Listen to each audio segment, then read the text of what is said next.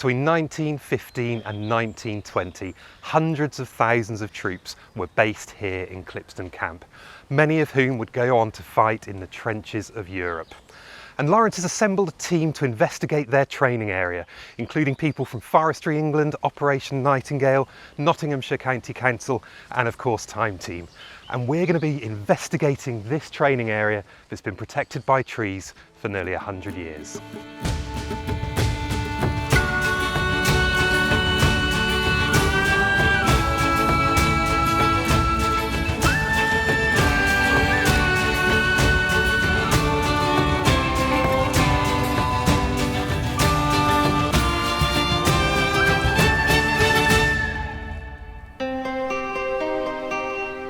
Found in the historic area of Sherwood Forest, the modern-day town of Clipstone played an important role during the First World War. Today, the area now known as Sherwood Pines is used for growing sustainable timber as well as being used for many recreational activities. Just over 100 years ago, however, the area would have been very different.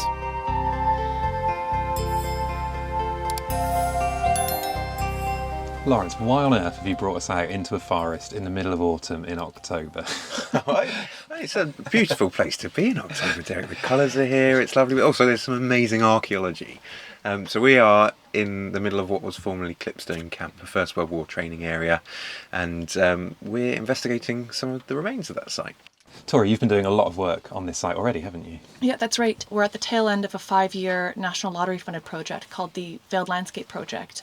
And we've flown a high-resolution LiDAR survey over the entire project area, which is 225 square kilometres, or roughly the boundaries of the historic Sherwood Forest, in the hopes of illuminating the buried archaeological features we haven't been able to see until today. And to see if it is possible for the lasers to be able to penetrate the tree canopy and this lovely bracken we see around here. And thankfully, it has been incredibly useful for our purposes. So this is First World War archaeology, so presumably we knew a lot of this stuff was here anyway. That's right, Clipstone Camp was massive. I mean, we had there were 30,000 people stationed here at any one time during the 5 years it was in use. And from a Forestry England perspective, we manage this area as a recreation site, as an active modern forest resource. Tori's data has absolutely revolutionised our understanding of our holdings in terms of the level of preservation of training trenches, rifle ranges, other infrastructures associated with this camp, and the extent to which these trench networks cover our land has completely blown us away. It's incredible. There's about 60 odd kilometres in total of trenching networks across the whole area, and just one section alone runs for 3 kilometres straight. So we've got a lot of infrastructure that survives from this training area. So 60 kilometres is a huge amount of trenching. Tori, how on earth are we going to investigate this? What can we hope to do? Well, the good thing about a LiDAR data set is that it actually can show more than what we could see with our eyes just visiting a site. So we can digitally reconstruct the trench network just by looking at the LiDAR data set. And on days like today, when we're out here digging in the forest, we can put in some sort of experimental trenches to ground truth some of these features to better understand the landscape as a whole. So a bunch of trenches. We're here for what, 5 or 6 days? What does a bunch of trenches look like, Lawrence? How many? Do you know where they're going? Have you got a plan? Oh, we've got we're spoilt for choices, let's be honest, but we've got a few key questions that we want to understand. So first of all, that 3 kilometre particularly long stretch that we've got, we'd love to understand the phasing of it. So where did they start and where did they finish, and how has that evolved? And we've got particular features. I don't know if you see, we've got these beautiful traditional crenellated First World War trenches that most people would recognise. It looks like the top of a castle, but we've also got these slightly different ones with these giant pits with linear connections going between them, and we don't quite understand the difference between those trenches. I personally don't recognise this as a typical type of trenching network, so great to understand that. But also we've got a few features that are coming off the trenches themselves, but we want to understand the composition of these structures, the purpose of how they were constructed, and how that would have been implemented when they went to war itself. So you're saying some of these trenches don't even appear in the trenching manuals and records? Yeah, well they sort of do, but they sort of don't. So certainly the pit ones we found in the manuals look to suggest they should have islands in the middle, and there are no islands here. They're just big old, almost like they've been single explosions, but big irregular pits. So we can't quite pin that down, but there are other features that are particularly interesting. This feature just off the secondary line, we've got a small rectangular feature which comes off that, and we might find in all of these areas we're looking items which link us to individuals, which is the really nice and important poignant point here. Now I know we've got a week, but that still seems like an awful lot of work. So how are you going to go about digging these trenches? What are you doing? What's the strategy? Well, we've got a fantastic resource in the form of local volunteers, local interest groups, Operation Nightingale, and Forestry England staff who are going to come, and we're going to split up. We've got 3 key targets that we're going to excavate. So we're going to stick Chris on one of the crenellated trenches to hopefully get some chronology to that. So if we can get dated bullet cases, for example. We're going to pop Meg just behind him on one of these large pits, and then we're going to quadrant this area, and we're going to take out 2 sections and try and understand its structure, age. Okay, so within this week, then, Tori, what are you hoping to find to really help understand the site? Well, we know from archival research the immense impact that this training camp had on not only all the soldiers coming through, 30,000 people, but the immense impact it had on the community. And I really hope that we can find something in these trenches that connect us to those people that had this tremendous impact on their lives. I think it will be lovely to connect this huge, large-scale, broad, born digital data set to real human individuals, but we've got 5 days, so we better get going. Yeah. With the 3 key features identified, and the LiDAR providing just some of the clues, only getting spades in the ground can really help the team better understand the different functions of this important training area. But before work can get going, the team makes sure they get the appropriate briefing from military weapons expert Mark Kahn. So the things with the fins are mortar bombs. If you don't know what it is, it's a tube. I'm sure you've all seen them. You drop it down the tube, it goes bang. So artillery, projectiles, mortars, grenades are prolific. It's sort of something that you might come across, and they don't all look like grenades. You're more likely to find that type of ammunition like this, because that's what they fired from heavy machine guns. But it's just something to be aware of, that's all. It's never going to cause anybody any problems, but you never know, it might. And then basically you just follow that protocol. Stop, report, look, and if With the 3 trenches found within an area of 15 hectares, the team set about locating where they'll be excavating, which can prove pretty tricky in a forest.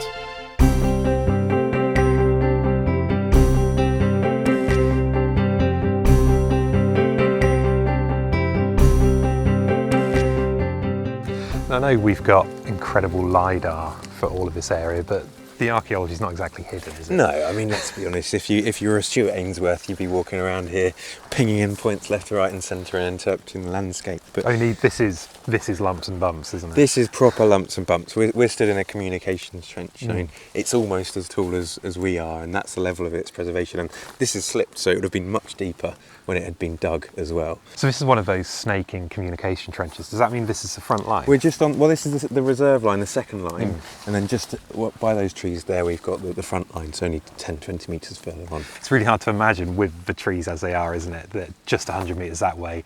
Would there have been people, do you think, firing blanks back at them to kind of create that? Yeah, exactly. I mean, the thing to remember, and this is what I love about Forestry England as a whole, right, is that landscapes are ever changing. And before the men came here, this was an open heathland with lots of wildlife, perhaps some grazing cattle. Then war comes, and the Forestry Commission is created as a result of the First World War, as a need for a sustainable timber source. And these trees are a direct result of that. So the commission itself was set up, I'd always assumed it was after the Second World War, but it goes as far back as the First World War. 1919 is when the Forestry Commission's created. The planting obviously takes place some 20 years after that. Archaeologically then, you're going to have a mad configuration of layers, aren't you? Because you'll have a really dynamic environment and the story's going to be fun to unpick. Yeah. Today, it is difficult to imagine what Clipstone training area would have been like, with line after line of training trenches and no trees to be seen. I'm hopeful that the results of this week's excavations, combined with the LiDAR data, will enable us to unpick this landscape story. Matt catches up with Chris while they're identifying the best places to dig to learn a little bit more about what the LiDAR can tell us. So Chris, this looks like an amazingly detailed LiDAR image of the area around here. There's loads going on.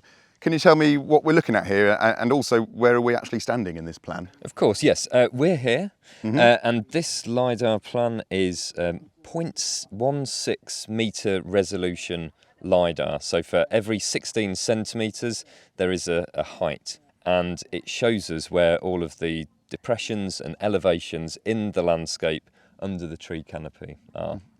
And what about all the detail? I mean, this is a bit like the geophysics on a normal site, isn't it? It's given us a great plan of what's going on, and then we've picked out the little targets from that. That's it. Well, as you can see, the vegetation around here, geophysics just wouldn't be practical. So this is the next best thing. And to be honest, this is amazing. Really, really clear. And we've used this to inform our trench locations.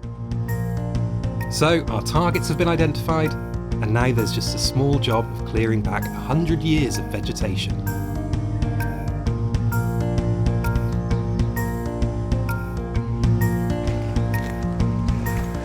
Meg, this has changed so much. Can I step in? Please do not step there. Eve's just spent ages. Okay, I'll come round. I'll come round.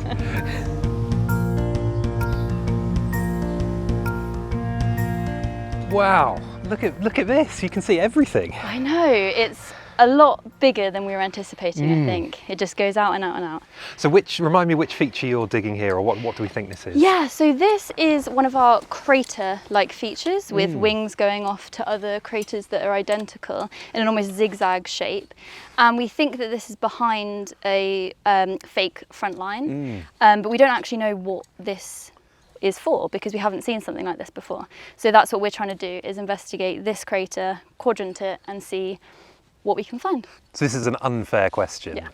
because it's only the end of day one, but now you've cleaned this up, have you got any sense of what this could be? Yeah, so one of the theories is that these craters have actually been exploded and then sap trenches have been dug in between them, and actually this is perhaps a quicker way to dig a trench. So if you just have to dig the initial crater, you can all jump in and then dig while you're being protected outwards rather than all dig from the top. Wow, so do you think you'll find like structured edges here, or could you end up ultimately excavating a crater? Exactly, we might just find quite a horrible crater with not much in it, but we'll never know, we'll see. This is starting to look beautiful, and what's the next stage? What are we doing tomorrow in this Sure, trench? so once this is all clean, we get a nice photograph of it, and then what we want to do is quadrant it. So we're going to make a nice X shape in the middle, and we'll dig alternate corners just to get a better idea about the construction techniques. Wow, that's exciting. I can't wait to see it. Now, shamefully, I have no idea where we are. Can you point me in the direction of Chris? Yep, he's just over there. I'm sure you can see his hat just there. Fantastic. Let's go and see what he's up to. See you in a bit. Located just 40 metres east of Meg, Chris is getting to grips with his more traditional trench features.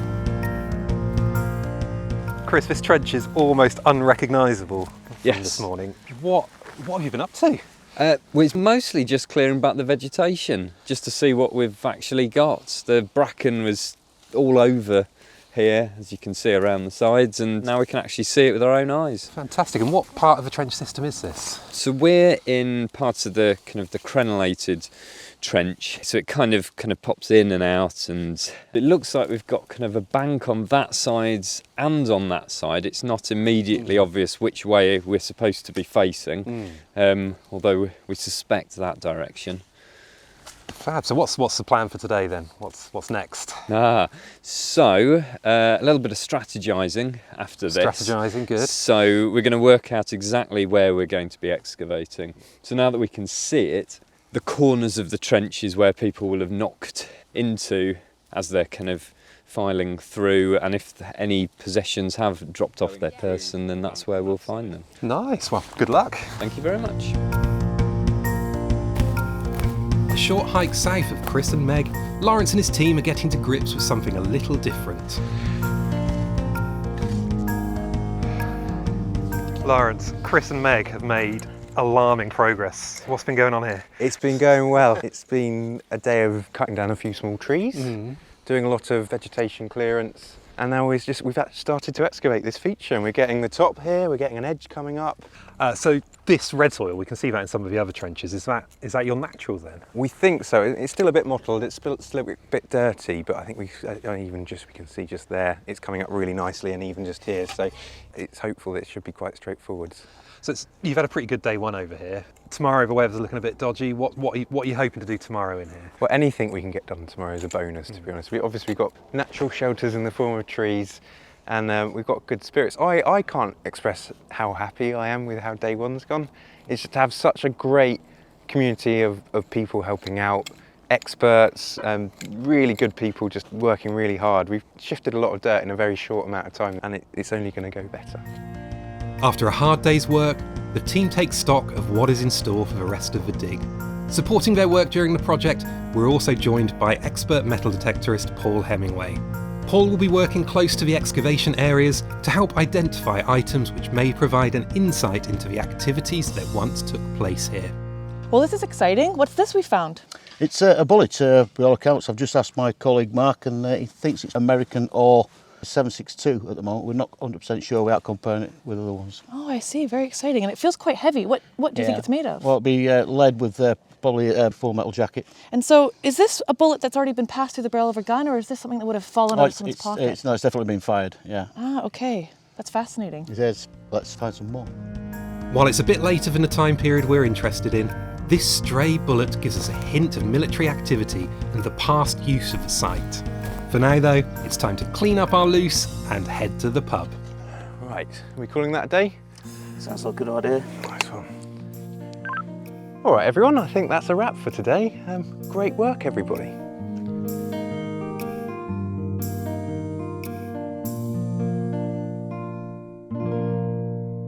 So you happy enough with how it's gone? Yeah, it's been a good day one. I think, yeah, it's always logistically tricky on the first day. You've got to organise people, you've got to get them in the right place, you've got to get tools, and it's a logistically tricky site. We're not all next to each other.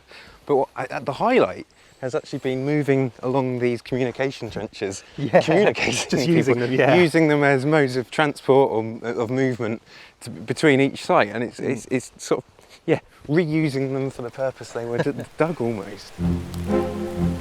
It's day 2 and the team are back at a very damp Sherwood Pines in Nottinghamshire to continue our investigations into several First World War targets which were constructed as part of the Clipstone Camp training area. Today, Time Team's resident environmental expert Naomi Supal is joining the team in the hope to gain some insight into the environmental conditions that soldiers training here would have experienced. Let the fun begin. First things first is gazebo. Which is no mean feat in these conditions. It's brand new. I have no idea how it goes up, but it's definitely got to go up.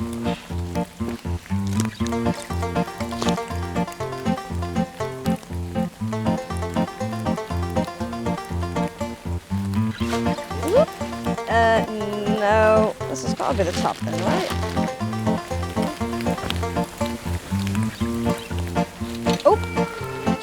Chick. It's a physical process. Everything weighs a ton. Okay. But for good results.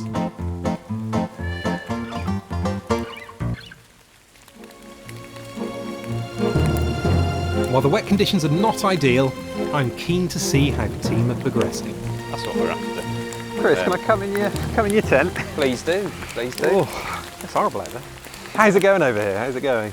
It's going really well, really well. We've taken off the top layer, that kind of really dark layer across the whole trench, and we can now see what we're dealing with. And it looks like the trench is going to be quite a bit bigger than we thought. Okay, have you got any clear stratigraphy yet?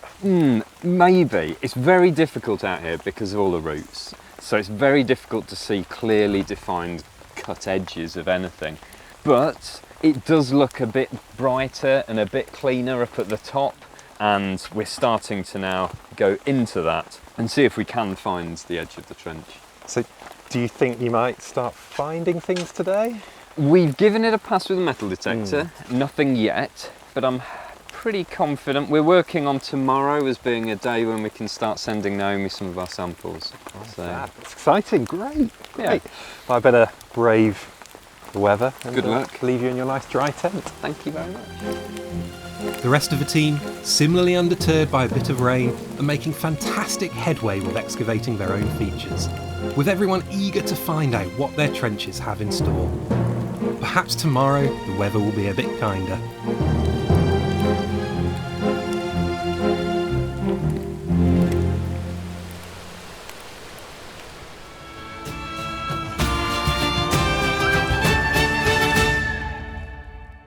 If you'd like to see more digs like this, you can make it happen. Join 10,000 worldwide Patreon members and help new digs happen, as well as seeing exclusive content.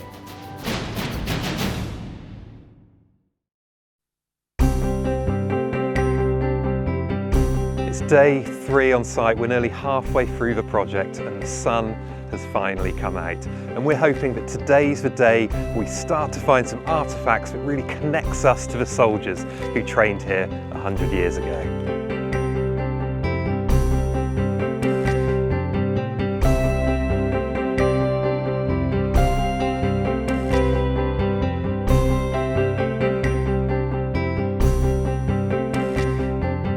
The team have been making great progress in their trenches and are starting to get a better idea of what they're looking at. And we're even starting to get our first finds. Lawrence, how's it going? Hi, Mark. Yeah, it's going really well, thank you. You've actually arrived at quite a useful time. We've got our first artefact. Fantastic. What do you make of that? Wow, okay. Well, it looks very much like a lampshade. Yeah, that's what we thought. With that green enamel on the outside and the reflective white on the inside. Yeah, well, we must confess, hasn't come from the trench.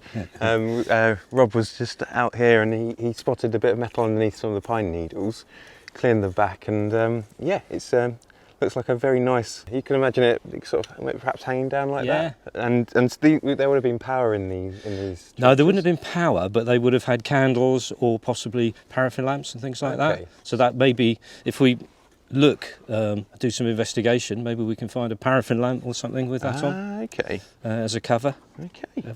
It's a nice insight. I mean, being found so close to the entrance to this feature, it sort of helps to point towards the idea that this is an officer's sort of quarters of some kind. Or something of some significance if it needed a light. Yes. Yeah, indeed. Writing all their letters and things like that. Or maybe a first aid station or something like that. And it's in the right condition to be First World War. So it's not modern rubbish, it's the right corrosion, it's the right style, it's very much in the right place, I would hope to say. Fantastic. Subsequent research into Lawrence's lampshade suggests it would have been part of a Tilly lamp. These types of lamps would have been used to light important spaces on the front lines, such as command post dugouts or first aid stations. And the finds keep coming. Just between Chris and Meg's trenches, Paul is starting to unearth more glimpses of the First World War training activity that we are hoping to find. So Paul, where did you find this? Well, as directed by Lawrence, I was detecting between trench 1 and 2 and got this amazing signal after having nothing for quite a long time. And I realised it was a bullet end from I gather, a Webley pistol. Yeah, I can tell you exactly what it is, and you're absolutely right. It's a .455 Webley bullet fired from a British revolver pistol. So it's solid lead, and if we look at it, we can see it's been fired because it's got the grooves in it from the rifling by going up the barrel. And also, it's got an indentation on the nose, so it's probably been fired locally. Right. Because they are very low velocity, and if they were fired over a distance, if they'd come from somewhere else, it probably wouldn't have any markings on it. So, yeah, very interesting. Nice find. Who would be issued a Webley pistol? They would be issued to officers, but they're also issued to specialist troops like machine gunners, people that wouldn't necessarily need a rifle. Right. So much history over one little thing, though. It's a bit mad, isn't it? Yeah, ammunition, can't beat it. Talks to you see. In addition to the bullet, Paul also found 2 boot heel plates. Items such as these would have been fitted to the boots worn by the soldiers that trained at Clipstone Camp and could have fallen off during training exercises. Archaeology gives us a unique opportunity to connect to the people who once served here. While history tells us the story of generals, battles and empires, archaeology lets us understand what life was like on the ground, what it was like for an everyday soldier training here before the war to end all wars. To find out a bit more about the people who would have trained here, I join Lindsay McCulloch-Howe, Education Officer here at Sherwood Pines. Over 100 years ago, this was just a piece of open land. The Duke of Portland, who was the local landowner for this, gifted the land to the war effort and it was developed as one of, I believe, 4 major training grounds within the country. Am I right in thinking you've got a family connection to the site as I well? have. My grandfather was demobbed back here, according to his war record, 1st of February 1919. So that's just after the war. It was just after. He was actually, what would he call, an instrument repairer at RAF Farnborough, as it wow. became. Did you get any sense from sort of stories handed down what the impact of suddenly having 30,000 odd people in this area would have had on the local communities? When you go round this site and you know the size of it, even the impact of 30,000 young men at any one time, and the noise and the transport through it and the guns firing, machine guns, all that sort of stuff, it would have been... It's a football stadium's worth of people, isn't it? Absolutely. It's an enormous amount of people Yeah. to live and work here. Do you know how long they would have been here for any one time? I think around 6 weeks. Wow. But I'm not 100% So sure on 6 weeks that. and then it's Europe. That's it, off.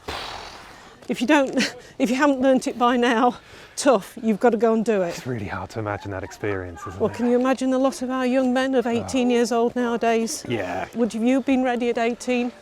I'm not ready now. So these all stories of individual soldiers? They are, yeah. This one is my grandfather. This one here, wow. Yeah. So that's his life story about what he did. He became air mechanic, but his trade was watchmaking, so that's what he continued to do right until almost before his death in 1974. Wow, it's lovely to have his story there. And Yeah. so these each tell a story of their own? They do, yeah. Only 2 of the 5 actually survived the war. Although Wilfred came home, he died of his injuries, and he's buried in a churchyard not far from here. And 2 out of 5, does that represent the That's- overall statistics? Yeah, more or less, yeah. That's Yeah. such a blow to the population, isn't it? Yeah.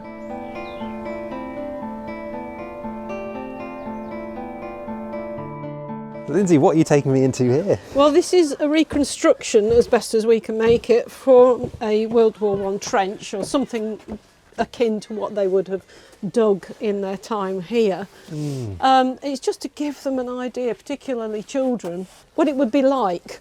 I'm noticing my head's poking up a little bit. Is this the kind of depth they would have been, do you think? Possibly, but you've got to also imagine that we are now taller.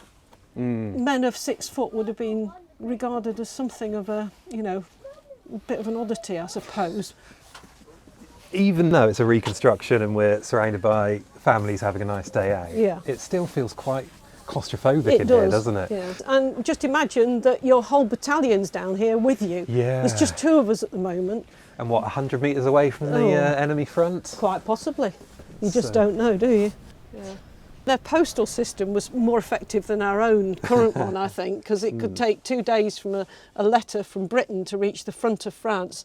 And by the end of the war, apparently 2 billion letters and 114 million parcels had managed to be delivered. Wow. I mean, can you imagine that So nowadays? they're still in touch then.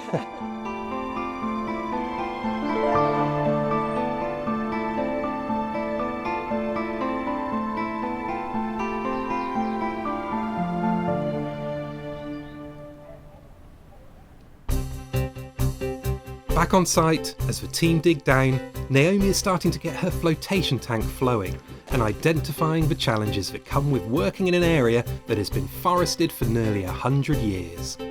So Naomi, how's the soil working? I've noticed this is a lot more sandy than what we've used before. Absolutely. I mean, it's quite a delight, really, because it's been dropping through the tank quite nicely. However, it means the poor old tank is filling up very quick, so we've already had to do some tank changes already. I think we'll need to do another one in the morning I as think well. we're definitely going to need to do another one in the morning. But so far, so good. I had a preliminary look at some of the botanicals that were in the flot. Oh, the little circular ones. Yeah, those little circular balls we spotted at the end of the day. And there's 2 or 3 different species that I can see so far. And as we know, we've got not only trees, but lots of other species as well. And all species die, go to seed. So I've got a lot of those. So it's going to give us some nice information. So yeah, Good. it's all going well so far. Fabulous.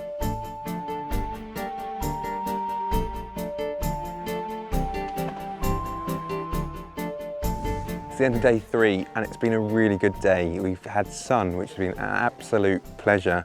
but also we've made some really good progress in all 3 trenches. Chris is down to bedrock, Meg and Tori have been beavering away in their very large trench, getting a lot of soil shifted, and both Rob and Perce in trench 3, my feature, have shifted a lot of soil. We start to get the occasional find, we're starting to get hints of structure and composition, and I'm really looking forward to seeing what tomorrow brings.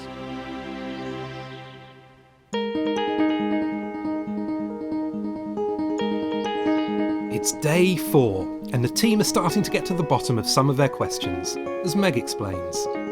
So Meg, what do we have here? So these trench systems are really different to our typical crenellated trenches. They're actually dug in these sort of zigzag diagonals with sort of circular features in the middle. Oh. And from the LiDAR, that's what we could see, but we didn't actually know what these craters were, what they were for, and how they were created. So that's why we put a trench right in the middle of this crater. Ah, okay. And so what have you found so far? So what we found is we found some upcast from the bank. So what we've got is this orange layer, as you can see just running here, is the original natural that was here before, and it's thrown in the explosives, and then presumably also then some people power have pushed up the natural up the bank to create this sort of protective parapet and parados. So that's really showing that really nice layer of redeposited orange sandstone. Ah, okay. So you'd expect to see that then down at the base of the trench. Yes, ideally that orange is what we will find at the bottom. Ah, so do you think you're close to finding the bottom of it yet? I think you'll have to catch us later today to find out. What we're reaching here is what looks like our orange natural sandstone. But what we want to do is just really clear this to see if it is for sure. Sounds great. So we're starting to understand why Meg's trench is so different from the traditional style. And Mark provides some further context as to when this difference in trench warfare may have taken place.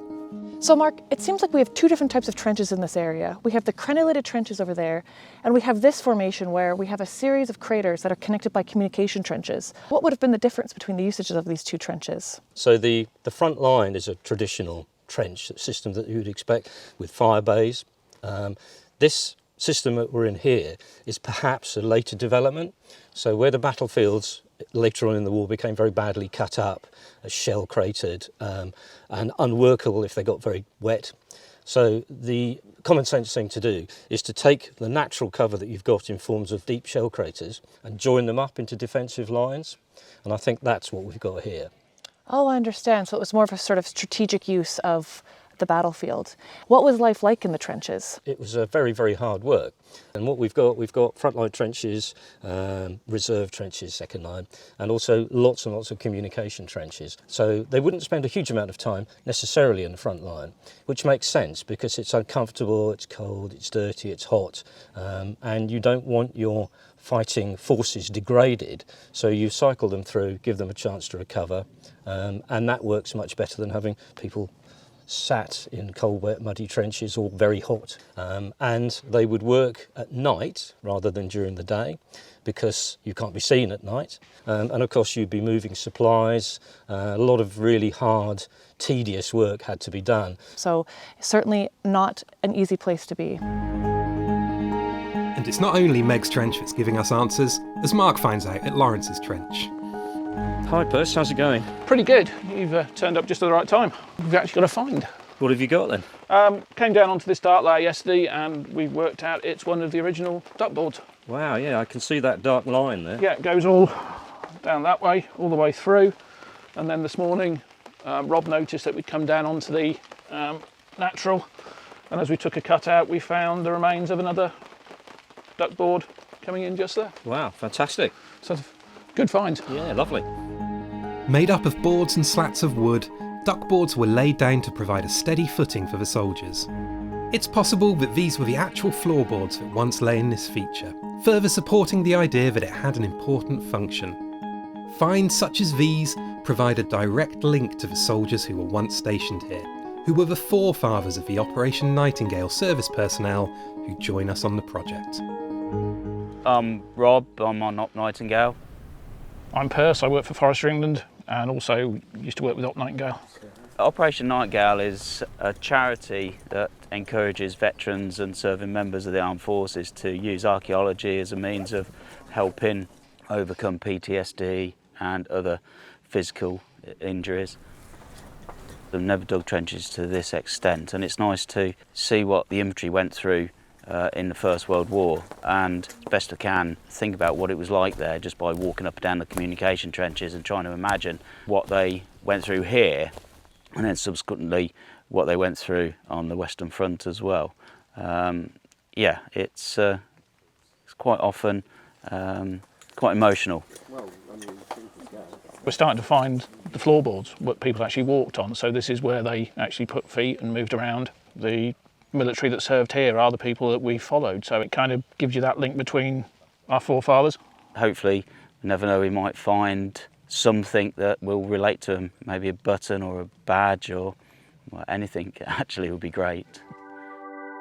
Ask and you shall receive, Rob.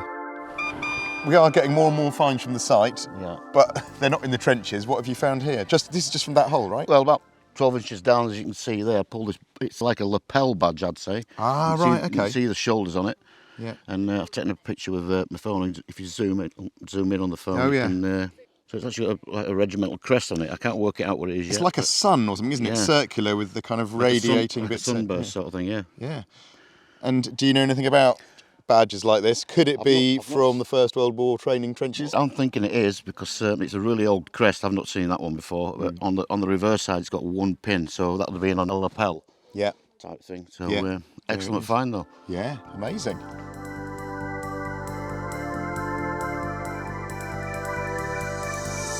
So Lawrence, when I first turned up on this site, I asked, what have you found? And one of the first things that everyone said was no finds, or very, very few finds in the actual trenches. But there have been a few things around, haven't there? That's right, and it's mad how few finds there are, but because we've had things handed in to us at the site, so it sort of suggested we would be finding things, and this is the first one that came in, it's a lovely little teapot. Very nice. This fell out of a trench that was a bit further away from where we are now, and it's almost certainly going to have been a First World War teapot that the soldiers would have been using. But we've got other insights of things as well. So we've got this very heavy duty horseshoe. That's a big horseshoe, isn't it? That is a big horseshoe, but if you're going to be lugging ammunition around and other things, materials to build trenches, you're going to need a big horse. And yeah, I mean, that's a stonker. But these ones, yeah, they've just been identified through a series of works, and when people have been felling trees and whatnot, the odd things have been spotted. As the week draws to a close, it's time for the team to begin taking stock. Redigging the trenches may not have revealed huge numbers of artefacts, but there have still been some fascinating stories unearthed.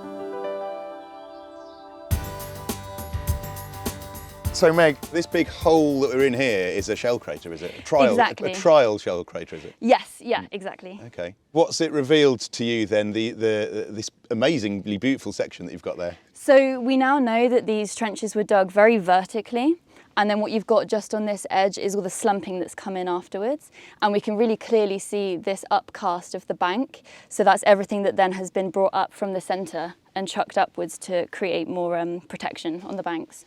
Right. And have you got a floor surface in here? There was a lovely one over in another trench.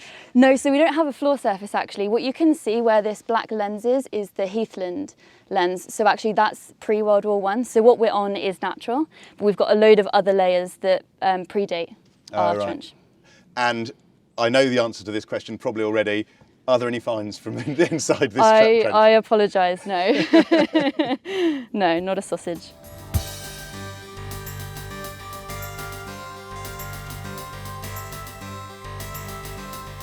Chris, it looks like we've been really busy in trench 1 here. What's striking is that angle there, that right angle. Is that a real feature, or is that where you've dug the trench to see the section? Yep, that's real. That's cut through the bedrock. So this red sandstone we've got on the sides, that is real. That's the cut edge that they would have made when they were creating these trenches. Right, and so the trench comes along there, down there, and this is one of those crenellated trenches, is it? That's right, yeah. So a kind of classic fire trench front line for practicing in. It's very narrow, isn't it? It is. It's a little narrower than we were expecting. Normally, we think in the manual it says it should be 2 foot wide, but really it's much closer to 1 foot. So yes, very difficult to get more than one person through the trench at a time, which possibly explains why we're seeing a bit of a bowing out of the trench in the corner here, a passing place. So we've got the sides there. Have you actually hit the bottom of the trench anywhere? We have, yes. Yeah, we've popped in 2 little sondages. Oh yeah, the little end bit there, yeah. That's it, yeah, and we're down onto, again, it's that bedrock down at the bottom. So in total, bottom to top, I mean, presumably it would have been a lot higher, wouldn't it? So what's the total depth, do you think? Yeah, so it's difficult to say because the parapet over on this side would have been much higher. So that has eroded down into there. It's maybe 5 or 6 foot deep at the moment. You could probably add a couple of feet on top of that. Right, so really narrow, quite claustrophobic, really. Yes, I wouldn't have wanted to be in there.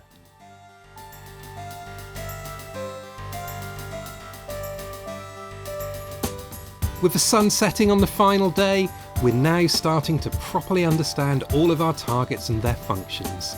Lawrence, this is quite a deep hole here, isn't it? And you've got something that doesn't look like the plain old sand at the bottom there. What's going on? Well, yeah, we've got the bottom of the feature now, which is lovely. So we've got the whole spectrum of the feature in terms of we've got the bank up here, this upcast orange material, the original ground surface there, the edge of this rectangular officer's post or some sort of high-ranked individuals would have been based here. And down here, we've come down to a compact clay surface with sort of mottled organic mud underneath it as well. Yeah, it's really kind of black, isn't it? And that's where they would have stamped around, and that's actually where they were treading then? That's right, yeah. So we've taken a bit out here, and this is natural, so we're comfortable. This is the bottom. And yeah, as you say, this is the surface that the soldiers training here would have walked over. And what's the kind of shiny grey stuff? So it's got this compact, very sticky grey clay. It's really quite, sticky, which has no right to be here. We've seen it's all sand and sandstones. So this is a material that's been brought in to sort of firm up the floor and perhaps, I mean, walking over sand surfaces, they'll move around quite a lot, won't they? Yeah. So there's obviously a lot of activity going on in this little room. Did they leave anything behind? Have we had any finds out of this? They were very clean, these people. they other than leaving a bit of a messy floor, they've not left any hints of what they were doing in here. We haven't had a single artefact come out of the trench. Oh, right. Which is interesting in its own right, because it makes you question, were they actually undertaking activities in here, or were they just learning how to make it? Ah, right, okay. So you've got the floor here. We haven't got any finds. What's next? Well, Rob's been working really hard to clear that up, hopefully find a comparable bit of flooring in that bit. And it's a case of cleaning up and doing lots of paperwork. I'll leave you to it then in that case. Based on their excavation, Lawrence and his team believe that this feature could represent the remains of a command post dugout. This would have been where the officers were stationed and an integral part of any trench network. Since the excavation, Naomi's environmental analysis of the floor surface has identified a substantial amount of charcoal within the clay, perhaps created as material fell from a stove that would have been installed in structures such as this. While Lawrence suggests the training area may have been heavily cleaned after use, local military historian Rich Machin has come out to share some of the finds from Clipstone Camp itself and show us what kinds of things the soldiers would carry. Rich, can you talk us through what you've got here? These are some finds from the local area. Oh wow. Bits of soldiers' kit and some personal items. So these all contemporary with the operations here at Clipstone Camp? Within a mile or two away from here. Oh fantastic, can you talk me through what they all are? Obviously these badges are from various regiments. There's 3 dog tags. That one I've tracked down the old owner, and his paperwork says that he got discharged from Clipstone Hospital, so that matches up with round here. And what are these things down here? Is that a razor? Cut-fruit razor, Wow. yeah. A spoon with a army number in it. Obviously a toothbrush, and that's a hairbrush that I think's been deliberately It looks like it's been cut modified, into an doesn't edge. it? I don't know if it's like a beard thing or something. I'd love to imagine one of those big First World War moustaches Yeah. being combed down by this. The funniest thing about that is it says British made unbreakable. That's a perfect metaphor, isn't it? Lovely. Yeah, and look, a dominoes piece. So they were sitting in these trenches, do you think, playing games? Yeah, probably. Just If passing they the had time. If they had time, yeah. I mean, these are incredible. Have you found anything else in the area? Yeah, some bigger items. probably for when they had more spare time. Oh, But that's a whiskey flask. a whiskey flask. Wow. E.A. Alton Mansfield. So it hasn't come very far then. No. Wow. What's the other bottle? I don't know what it is, but it's got a sort of reddy brown liquid in it. But it's still, if you tweak the lid a bit, it's still got sponginess in it from the Wow. rubber or... I don't dare go near it, but that's what, over 100 years old? Good Lord. Truman & Co. London. I tried to think what that tastes like. I know, yeah. I've been curious for years. And then, do I dare pick this one up? Yes, they're very safe. Wow. They're drill rounds. Oh, gosh. You can see with the wooden tips. Wow, look at that. Just for practicing in a classroom, usually. Yeah. Before they went and fired live or blank ammunition. Huh. But they've got holes in them so you can recognise them and not get them mixed up with live ammunition. You hear about live firing exercises, That's it, dry yeah, firing, but to see this is fascinating. It kind of makes sense of why the site's so sterile in a way, doesn't it? If a lot of the practices that's going on here is working through the repertoire of changing a clip, changing ammunition, just working with ammunition, not necessarily firing it, it makes sense perhaps why these trenches are so clean. But wow, that's so nice. Thank you for bringing that in. That's incredible. No worries.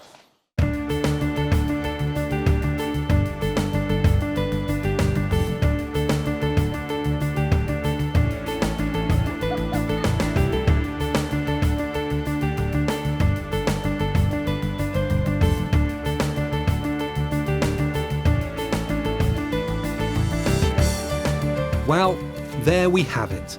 As a busy week draws to a close, the team record all their features and get their paperwork in order. And all that's left to do is backfill the trenches and return the site to the cyclists. Oh, nice dig bin then, mate. Oh, do you know what? It's been fantastic. I can't believe how much we got done in such a short space of time. I know, right? You can tell from the size of this spoil heap. Stop your moaning, Pitman, and get the soil in there. I did at the start of the week, I must admit, I did think you were planning to do an awful lot. It's been great, actually, though, all round. I mean, this particular feature, whilst we found no finds, as with all the trenches, we got an incredible compact floor surface, which is effectively the floor that the soldiers would have been walking on at the time that this was dug, so that's a really nice point. I was chatting to Paul, our metal detectorist, and he was saying he did some work on Salisbury Plain, and wherever there's been a historic live fire exercise, he can't kind of swing his metal detector for beeps. He said it's one of the most dense things he's ever seen. And he was tickling around here, wasn't he? And he found very little as well, that's it. And so I think that leads to another probably better conclusion, that we've got such a vast site here, like 60 odd kilometres of trenching. We know we've got rifle ranges, machine gun ranges, possible grenade schools.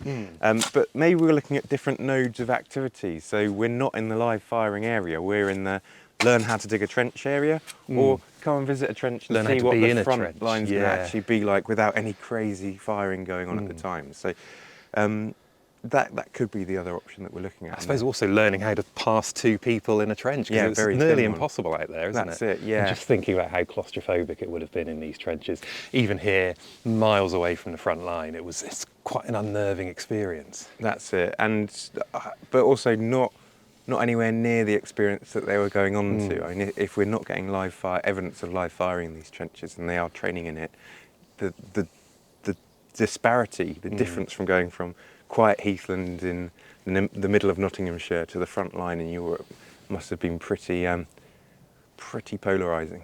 It's given us a lot to think about, hasn't it? Anyway, hurry up. Yep.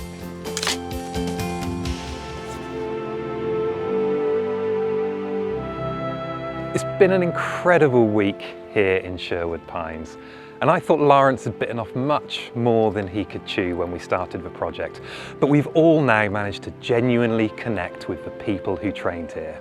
From understanding the construction of traditional trenching networks through the development of innovative communication lines that incorporate the craters of no man's land, and even items linked to the men themselves, archaeology has given us a unique insight, not just into the trenches, but the experiences of the soldiers who trained here. And it's humbling to know that this small part of Nottinghamshire played such an important role in preparing our troops for the front lines, many of whom would make the ultimate sacrifice.